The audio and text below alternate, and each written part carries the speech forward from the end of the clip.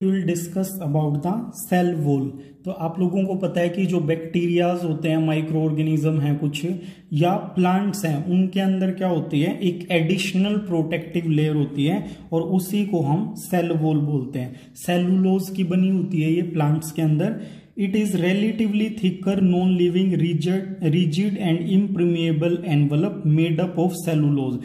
क्या होती है ये सेल मेम्ब्रेन या प्लाज्मा मेम्ब्रेन के कंपैरिजन में उससे मोटी होती है, नॉन लिविंग होती है और रिजिड मतलब क्या है, थोड़ी सी टफ होती है in comparison to the plasma membrane. इनपर्मिएबल envelope, इनपर्मिएबल का मतलब है कि ये परमिएबिलिटी इसकी कम होती है, लेकिन माना जाता है कि सेल वॉल जो है मटेरियल को अंदर और बाहर आने में काफी हद तक अलाउ कर देती है। सेल वॉल की स्ट्रक्चर आप यहाँ पे देख सकते हैं। प्लांट सेल इन्होंने शो किया हुआ है, न्यूक्लियस है, वैक्यूल है बड़ा सा, और साइड में पेरिफेरी पे क्या है, सेल वॉल शो की हुई है। तो फंक्शंस क्या हैं सेल वॉल के, वो हम यहाँ पे डिस्कस कर लेते हैं। It determine particular shape of the plant. Plant की जो शेप होती है, क्योंकि क्या करना पड़ता है, plant has to stand with all adverse condition. कोई भी एडवर्स कंडीशन आएगी, एनिमल भाग के क्या है, कहीं भी शेल्टर ले सकता है, but plant has to face those condition. So उन कंडीशंस को फेस करने में सेल वॉल जो है वो हेल्प प्रोवाइड करती है। It provide protection to plasma membrane and the internal structure of the plant cell. अब सबसे आउटर मोस्ट लेयर है, इसीलिए क्या करती है, प्लांट की जो इनसाइड है, मतलब प्लांट सेल हैं जो, उनको क्या करती है, प्रोटेक्शन प्रोवाइड करती है। It prevent drying up of the cell, cell को ड्राई अप नहीं होने देती। It prevent the entry of too much water. आपने देखा होगा कि एनिमल सेल को अगर आप हाइपोटोनिक सॉल्यूशन में रख दोगे, जो कि हमने फर्स्ट लेक्चर में डिस्कस किया था, जो सेल होगी एनिमल सेल, वो स्वल्प होके रफ्चर हो जाएगी, फूल जाएगी और फिर रफ्चर हो जाएगी। बट प्लांट सेल के साथ ऐसा नहीं होता, क्योंकि सेल वॉल ज्यादा पानी को अलाउ नहीं करती है एंटर करने के लिए।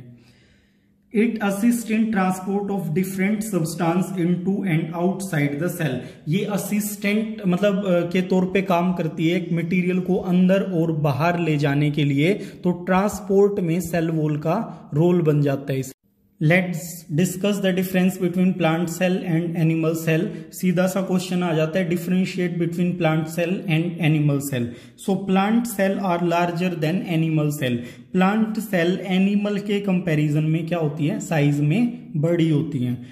It's plasma membrane is surrounded by rigid cell wall. Plant cell के बाहर सेल वॉल प्रेजेंट होती है, लेकिन एनिमल के अंदर सेल वॉल एब्सेंट होती है।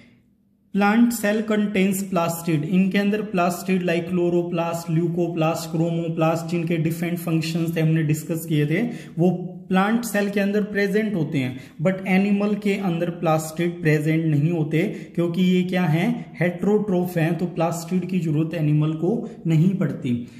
फोर्थ पॉइंट क्या है, larger size vacuole are present in abundance. बहुत ही ज्यादा मात्रा में और बड़े बड़े वैक्यूल प्लांट सेल के अंदर प्रेजेंट होते हैं, लेकिन एनिमल के अंदर क्या होते हैं, स्मॉल साइज वैक्यूल प्रेजेंट होते हैं और उनका नंबर भी कम होता है।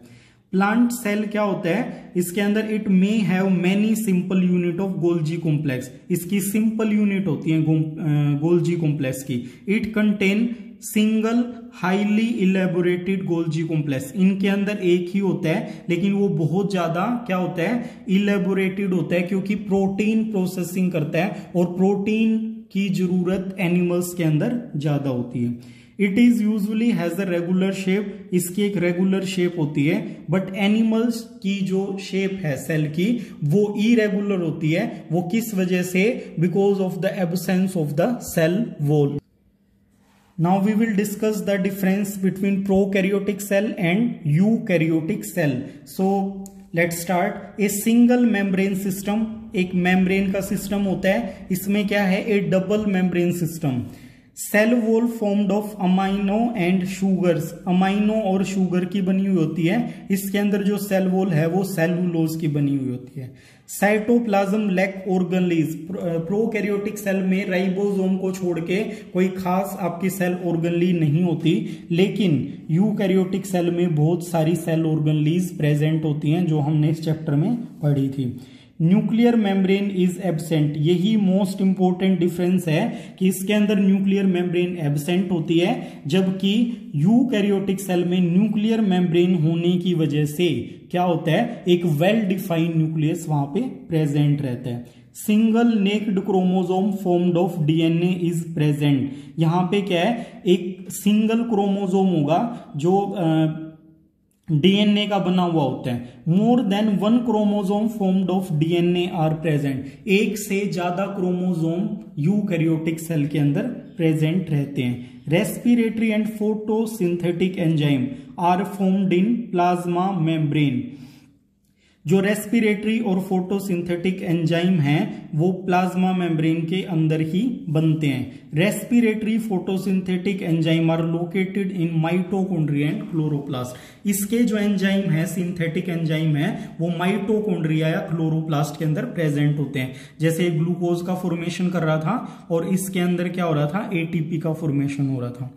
DNA occur in cytoplasm only, cytoplasm के अंदर ही डीएनए प्रेजेंट होता है। यहां पे कहां होता है, DNA occur in nucleus, mitochondria and chloroplast. जैसे हमने डिस्कस किया था लास्ट लेक्चर में, माइटोकॉन्ड्रिया और क्लोरोप्लास्ट क्या है, सेल्फ ऑटोनोमस बॉडीज हैं, अपने आप डिवाइड कर सकती हैं क्योंकि इनके पास खुद का डीएनए और राइबोसोम्स होते हैं। Cells are smaller in size, ये स्मॉल साइज की हैं और ये आपकी लार्जर साइज की।